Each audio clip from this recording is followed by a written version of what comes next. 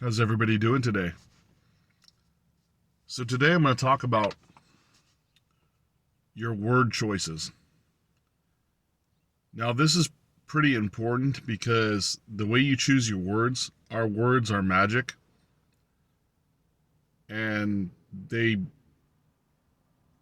bend reality and manifest and change your reality based on what you say. I've talked about this before with, obviously with the affirmations and positive and negative statements. Now, the thing about positive and negative statements is you could say a negative statement, you could say something that's like a double negative or a negative statement and it'll still come in fruition. You could say a positive and it'll still come in fruition. So, whatever you say, it just happens. Like, if you say, I'm broke, that's what you are. You're saying what you are, basically. If you say I'm broke, you're continually creating a lack of finances, and that's what you're manifesting, right? And this even comes into play when we're talking about meditations and prayer. And I just want to make this forward statement before I talk about prayer. Prayer and meditating are two different things. They're very similar, but the way you approach it is differently. And this is why I'm warning you why prayer, you might want to like look further into prayer. If you're praying and you're religious of a certain type of religion, you got to be mindful of what you're doing when you're praying, even in the meditation and the affirmations. Remember I said you can't use the words can't, don't, try, or I will, like you're putting that out in the future, the words can't and stuff, because it changes the energy dynamic. And then when you're praying, you're basically you're praying to God, right? But you're using terminology like Lord. And the word Lord in Hebrew means master, commander, possessor. So you're using the word Lord, and it's not necessarily a good term because it's a direct Hebrew translation of master and possessor. That does not sound like a universe God type energy to me.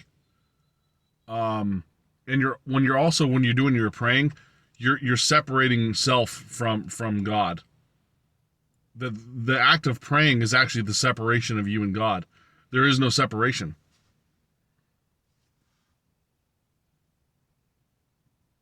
There is no separation between you and God. You think it's like an external being. So when you create separation, you're actually creating separation from God.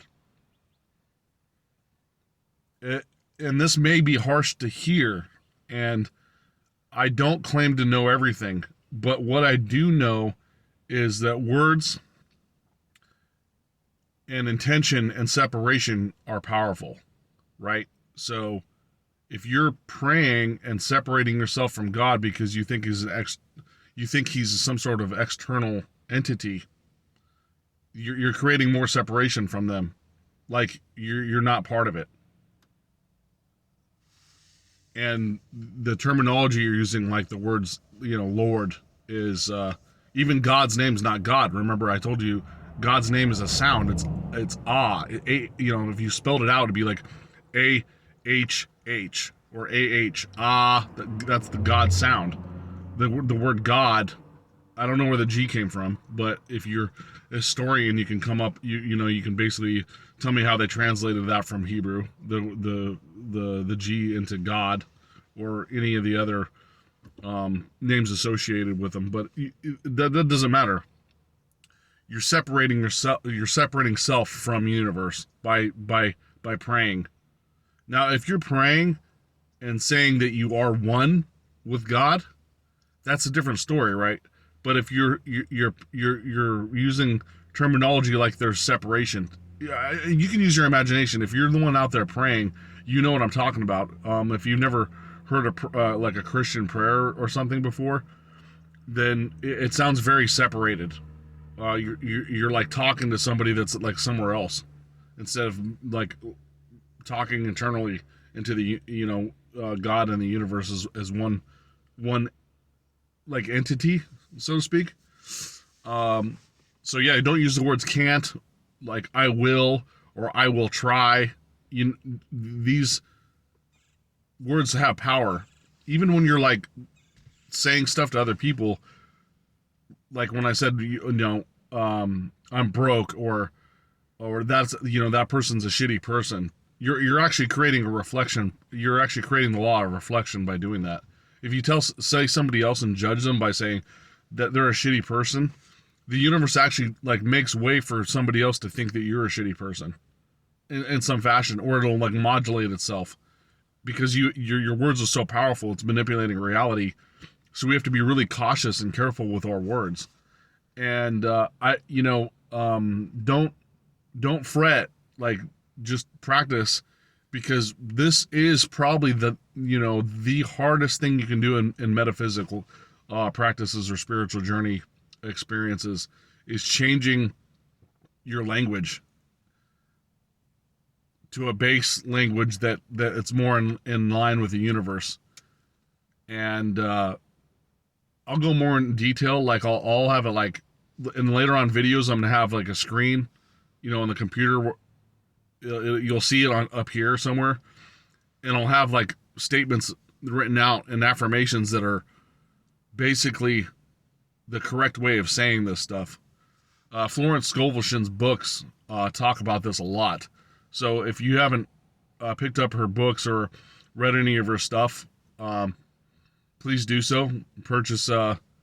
You can buy them on Android and Amazon if you want a digital to your phone or your computer, or you can order the paperback. It doesn't matter. Even her website has some of her materials in there, and there's YouTube videos of someone reading through the entire book, so you can actually listen to it as an audio file on YouTube if you look it up that way. But she's very clear on how she specifically says things in a certain way. Now, be mindful. She was Christian back then. She was from the 1800s, so she understood how not to, like when you read it, she understood how not to separate one from God. The way she talks, it's not a separation. So if you start reading her stuff, it's like, whoa, wait a second, Brandon. She's referring to Jesus and all that stuff. Well, be mindful. She was Christian, but she understood that there was no separation between you and God. So the way she talks, it's a very cohesive with the universe. And I'm sorry I'm not describing everything, because if I talked language on this video right now, it would take me like 2 hours to talk about language and how to speak properly. And even I'm not doing it to the fullest. Like to create some mastery, you have to practice every day. I'm working on it all the time. I'm actually trying hard not to cuss as much as I used to, because I was like a cussing machine before, especially because I was in the Army and stuff. And when I was joking around, I'd use a lot of profanity, right? So, but that's creating, you're creating stuff with your words, so you have to be mindful of what you say. Not because I necessarily think cussing is bad, is because the way I was using it, the intention and the derogatory nature of what the cussing was, whether it's creating harm and stuff like that, could be reflecting back to me. So now I'm like mindful about what I say. So when people are talking to me, like I take a long time to respond actually sometimes, because I'm like, okay, how do I say this without like harming myself? And that's what happens. You can harm yourself big time by saying certain things. And it's not just cussing that does it. I told you, it's the way you say things and the intentions of what you say. You might not say a cuss word in your entire life, and you think you're righteous about it, but you've been like blatantly hurting others and yourself by speaking incorrect intention the whole time. Just my example of myself is when I use cussing, it was for a joking or making fun of something. So that's why I said it was like a judgmental, derogatory thing, is because I was using it for joking, and it was just become part of my language. Even as a young kid, I was cussing a lot because I was joking around a lot and making fun of everything, right? So if I make fun of something else, jokes are great. Like humor and comedy is, like I told you, is a very high vibration. But when you're joking around, you got to be mindful about what you're doing because it's going to reflect back on you. So if you're judging somebody by the way they look and stuff like this, remember I said don't judge people by the way they look, or be even joking around about it. Yes, it's okay to make fun of stuff sometimes, but you gotta understand what the intention is. This is very hard to explain because you. That's why, like, I think people that are like you choose stoicism, like when a man says to be stoic, he's not like putting barricades up by saying certain things. By being stoic and non-resistant, right? You're not creating a bad universe for yourself but because you're stoic people don't joke around that much, because the stoicism is knows that like the words can harm you. I'm not saying be stoic. I'm just saying I'm giving you a visual example in your head. If you don't know what stoicism, look it up. I think that's why it's effective for men, because you're not actually harming yourself by saying certain words. I feel like I'm kind of like, once again, beating a dead horse here by reiterating this. That's all I wanted to talk about today. Please leave your comments and tell me how you feel that your words have been harming you in the way you speak. And we're on this journey together to create a new language where it's like manifest. It's a 5D a manifesting style language instead of a 3D where the language is actually harming us. It can be beneficial if you use it right, but the way we were taught was harming us. So we can work on this together. It's one of the biggest projects and practices you probably can do in metaphysics is changing language. And the way even the way you're thinking is even more difficult, right? Than just language. So, like I said, write in the comments below. Email me at realitysimulator@gmail.com. Thank you very much for watching my videos, and have a nice day.